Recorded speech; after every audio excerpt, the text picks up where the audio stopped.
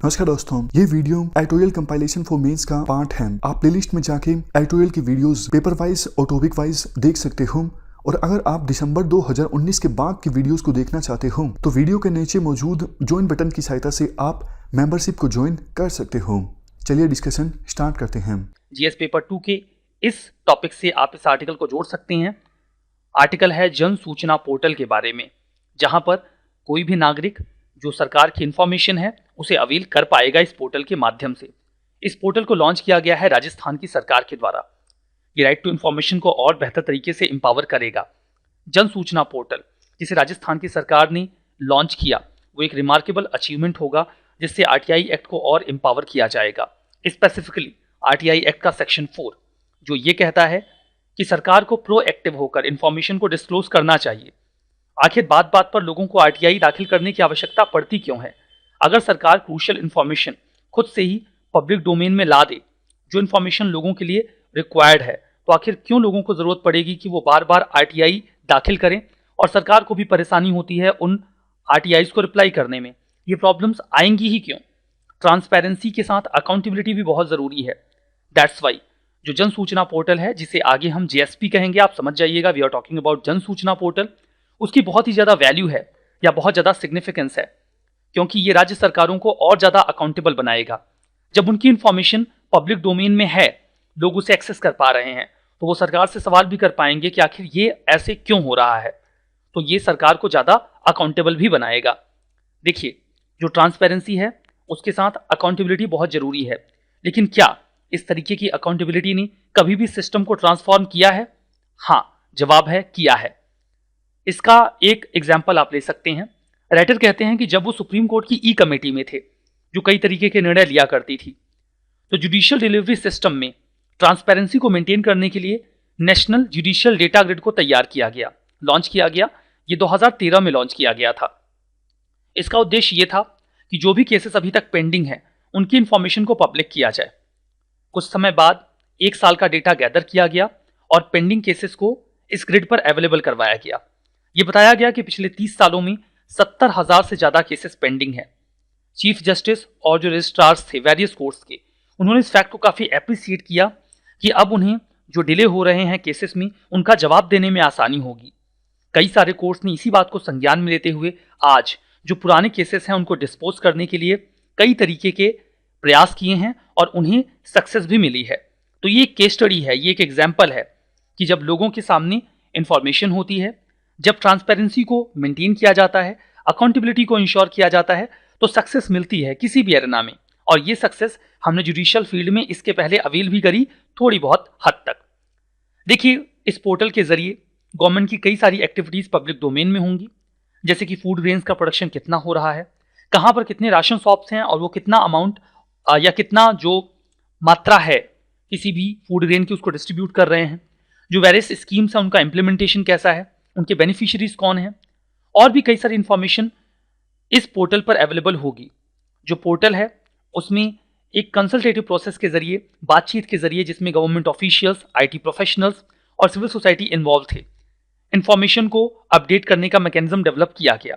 देखिए, इस तरीके का प्रोसेस या डायलॉग अदर फील्ड में भी जरूरी है ताकि आईटी को और बेहतर किया जा सके। डिजिटल डिवाइड इंडिया में बहुत ज्यादा है। बहुत सारे ऐसे लोग हैं जो डिजिटल डोमेन में जो इंफॉर्मेशन अवेलेबल है उसे अवेल नहीं कर पाते, उसे गैदर नहीं कर पाते। इस गैप को ब्रिज करने के लिए एक्सेस पॉइंट ओपन होने चाहिए और फ्री होने चाहिए, ताकि लोग जाकर इंफॉर्मेशन गैदर कर सकें। देखिए, जो इंफॉर्मेशन है वो इंटरनेट पे अगर अवेलेबल है तो लगभग हर व्यक्ति उसे एक्सेस कर सकता है। इन इंफॉर्मेशन को म्युनिसिपल वार्ड और पंचायत लेवल पर भी एक्सेसिबल बनाने का प्रयास किया जा रहा है। एग्जाम्पल के तौर पे यहाँ पर राइटर ये बताते हैं कि कई सारी इंफॉर्मेशन अगर लोगों के पास अवेलेबल है तो उसका क्या फायदा मिलता है। जैसे कि इस पोर्टल के जरिए ये इंफॉर्मेशन गैदर की जा सकती है कि ऐसे कौन से लोग हैं जिन्होंने कई महीने से राशन शॉप से अपना राशन लिया ही नहीं। ऐसे लोगों से आसानी से कांटेक्ट किया जा सकता है। उनसे पूछा जा सकता है कि अगर वो राशन अवेल नहीं कर रहे हैं तो वो अपने इस बेनिफिट को छोड़ दें कुछ ऐसे लोगों के फेवर में जो वास्तव में इस राशन को डिजर्व करते हैं और उन्हें वो मिल नहीं पा रहा है। सिमिलरली जो राजस्थान की सरकार है, उन्हें यहां पर उनके साथ ही साथ कई और राज्यों ने भी लोन को माफ किया है, लोन वेवर दिया है। उनका डेटा भी यहाँ पर अवेलेबल होगा। ये जानकारी इकट्ठा की जा सकेगी कि ऐसे कौन से फार्मर्स हैं जिनके लोन को माफ किया गया है। एट द सेम टाइम एक और इंपॉर्टेंट पीस ऑफ इंफॉर्मेशन होगी जिससे लोग जो एक्टिविटीज हो रही हैं उनको ज्यादा अकाउंटेबल बना पाएंगे। जैसे जो माइनिंग लीजेस हैं उनकी इंफॉर्मेशन भी पोर्टल पे अवेलेबल होगी। इलीगल माइनिंग इंडिया की एक बहुत बड़ी समस्या है। कुछ लोग हैं, कुछ सिविल सोसाइटी ऑर्गेनाइजेशंस भी हैं, वो ऐसी एक्टिविटीज को चेक करना चाहते हैं बट उनके पास इंफॉर्मेशन ही नहीं होती। सपोज करिए एक पर्सन ए है, उसे इस एरिया में माइनिंग करने का अधिकार दिया गया है, लेकिन वो उसके आसपास के रीजन में भी माइनिंग कर रहा है। सिविल सोसाइटी ऑर्गेनाइजेशंस को लगता है कि ये गलत है, वो कंप्लेन करेंगे तो बोलेंगे कि नहीं, सरकार ने तो हमें इतना ही एरिया दिया है और हम अपनी डेजिग्नेटेड एरिया में ही माइनिंग कर रहे हैं। अब पब्लिक डोमेन में ये इंफॉर्मेशन है ही नहीं कि उस व्यक्ति को कितना एरिया दिया गया है।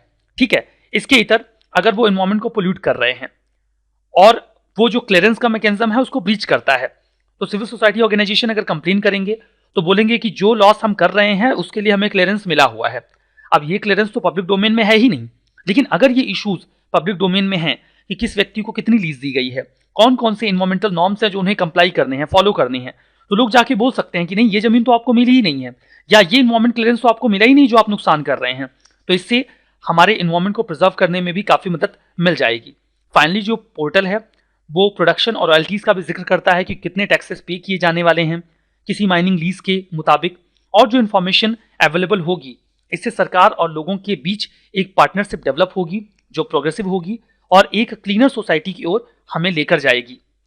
यहां पर देखिए काफी बड़ी मात्रा में जो इन्फॉर्मेशन है वो लोगों के लिए अवेलेबल होगी।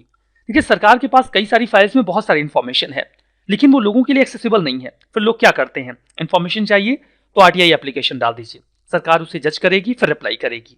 लेकिन टेक्नोलॉजी का इस्तेमाल करके रिकॉर्ड्स को डिजिटल फॉर्म में गैदर करके अगर लोगों के लिए फ्रीली अवेलेबल करवा दिया जाए तो लोगों को कुछ पैसे पे करके आरटीआई नहीं फाइल करनी पड़ेगी, सरकार के रिस्पॉन्स का वेट नहीं करना पड़ेगा, क्योंकि वो इन्फॉर्मेशन उनके लिए फ्रीली एक्सेसिबल है। सरकार की भी हेडेक कम हो जाएगी, उनके लिए भी काम आसान हो जाएगा। कुछ चैलेंजेस तो फिर भी रह जाएंगे, जैसे कि जीएसपी, इसे केवल लॉन्च कर देना इनफ नहीं है, जरूरी ये भी है कि इस पर प्रॉपर इंफॉर्मेशन अवेलेबल हो, इंफॉर्मेशन की कमी ना होने पाए इस पोर्टल पे। इस चीज को ध्यान में रखते हुए ये कोशिश की गई है, मैकेनिज्म डेवलप किया गया है कि अनइंटरप्टेड जो इन्फॉर्मेशन है वो यहाँ पर अवेलेबल हो, जो डिपार्टमेंट्स हैं वो इन्फॉर्मेशन अवेलेबल करवाते रहे। इसके इतर जो लाइन डिपार्टमेंट है, जो कई सारे डिपार्टमेंट्स हैं, उनको ऑब्लिगेशन दिया गया है कि वो डिजिटल फॉर्मेट में इंफॉर्मेशन गैदर करेंगे और पोर्टल पे अवेलेबल करवाएंगे। उनका एक डिजिटल रिकॉर्ड गैदर किया जाएगा।